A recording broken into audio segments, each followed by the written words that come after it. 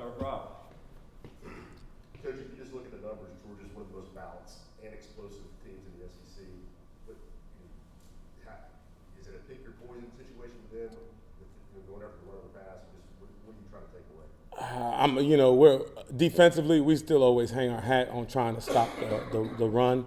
You don't want to ever just say you're going to take one aspect away, but it always starts with run defense with most defenses. So we want to make sure, we can take the run away. But obviously, we've made the pass a big point of emphasis for us. Feel like we improved last week, so we're going to keep, trying to keep improving on the pass aspect of it.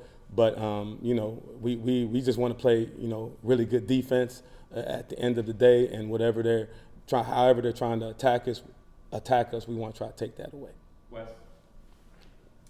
I guess, Brian, it's not every week even in this league that you face a tight end who might be a 1,000-yard receiver. Yes. Yeah, well, what is it about him athletically or the way they use him that makes him so productive, despite everybody knowing that he's going to be a guy who's going to be on the right up there on the chart in terms of guys to watch?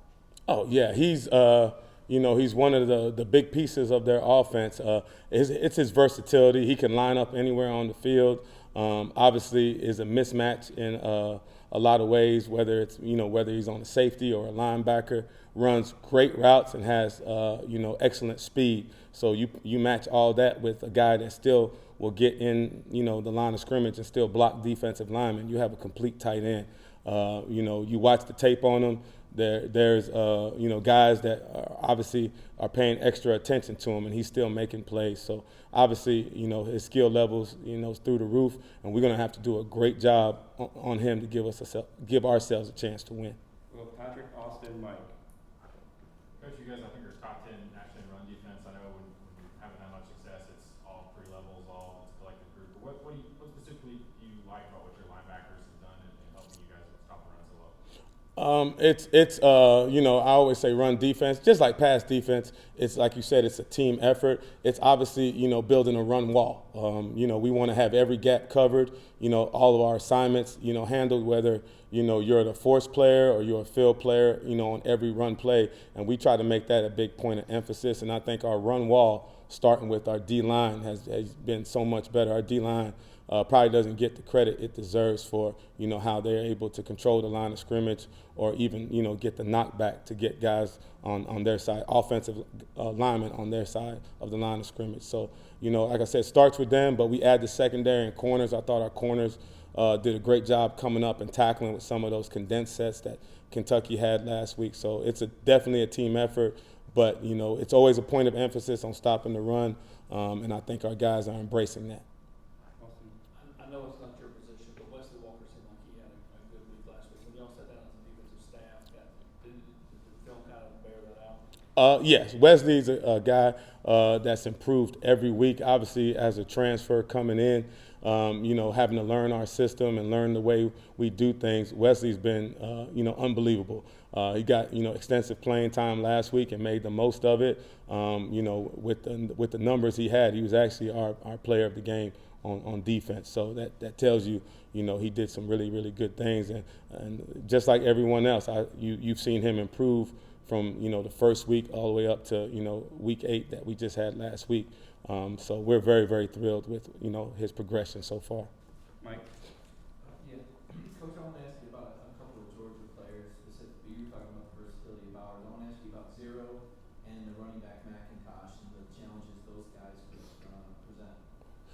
Two, very, very good, players. Obviously, Zero, Agent Zero, he's a large human being. You don't find many tight ends that are his size, but the thing that's impressive about him is his, ability to play in space, not just to block, but, throw him the ball downfield, which because of his size presents its challenges. I think he's another guy that's, obviously a matchup nightmare for a lot of people just because of his size and his athleticism. And I know they don't mind having both him and Bowers on the field at the same time. And McIntosh, you can tell, is the veteran of that running back group. Does it all. They don't mind splitting him out. Runs tough. I thought he had some of the better, 8 to 10 yard runs that we've seen from guys on film. We're going to have to do a great job of tackling him because he will run through arm tackles, but is versatile enough to get out on the perimeter and cause you problems. I think both of those guys are, very good players. Vince? Coach, what do you see in Stetson Bennett? A veteran. I know there's some people that have questioned, who he is as a quarterback, on whether he's, a Heisman candidate or one of the top quarterbacks in the SEC or what he is. When I watch the tape, I see a very, very good quarterback. I see a guy that led him to a national championship last year and can make all the throws. Is versatile enough to, get out on the perimeter, is elusive enough that doesn't take sacks, and, really is, the catalyst to their offense. I thought that last year, and then watching the tape this year, you see a guy that makes a lot of plays for him. I know Bowers is, obviously one of the top guys in the country, but when you watch the film, I watched Stetson Bennett. He makes some, big time throws, and he's able to extend some plays. So he's to us one of the better quarterbacks we've seen so far this year. And I know we've seen some really good quarterbacks. Faith? I know sometimes field awareness can be synonymous with the quarterback position, but it seems like on defense there was such field awareness. You look at Mitchell and his pick last week. How important is that in this game? And I think, as you say, don't fall for the eye candy. Yeah, that's a good question.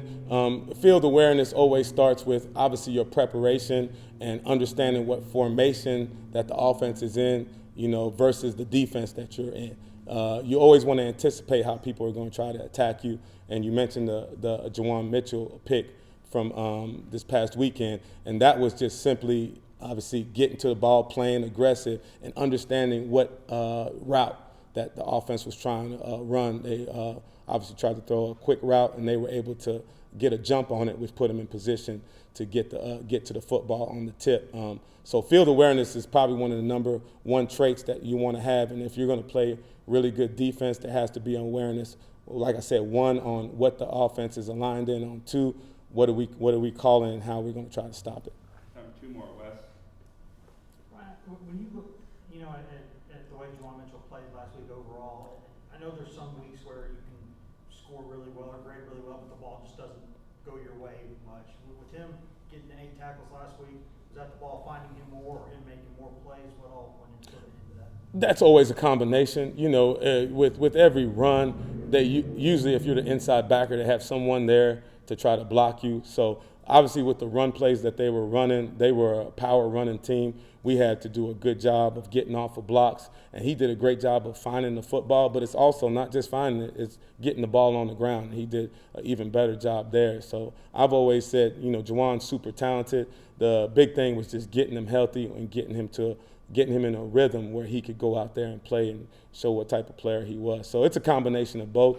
I think they tried to, obviously run the ball. That was their, identity. And, Juwan did a great job of, being in the right spot and making the tackle when he got there. Last question, Vince. Coach, a lot of hard hits for your defense in the Kentucky game. Where did that kind of rank among your most physical games as a defense overall? And why were you guys more physical if that's the case? First answer, when we start talking about rankings, I'm going to be retired, and I'm going to start ranking those games. You're hoping that, there's more to come. You know what I mean? I thought our defense just came out with the mentality. And, when you watch Kentucky, they played a different type of football. They wanted to be physical at the line of scrimmage. Their running backs ran hard. Like we talked about, thought Rodriguez was one of the hardest runners that we had faced. So I knew that was the mentality coming in, that we had to try to win the line of scrimmage, and we wanted to win the physical battle. And, Kentucky had some plays there too where those guys, imposed their will, and we were able to match it. But I don't think it was anything in particular that we said. We set out to try to take away what they did, what we thought they did the best, which was run the football. And, that was our goal going in, and we wanted to try to accomplish it. So it wasn't any magic potion or anything that we did any differently. It's just, like I said, our guys really came out, and our run wall was, as good as it's been all year. Thank you, Coach. All right. Thank you, guys.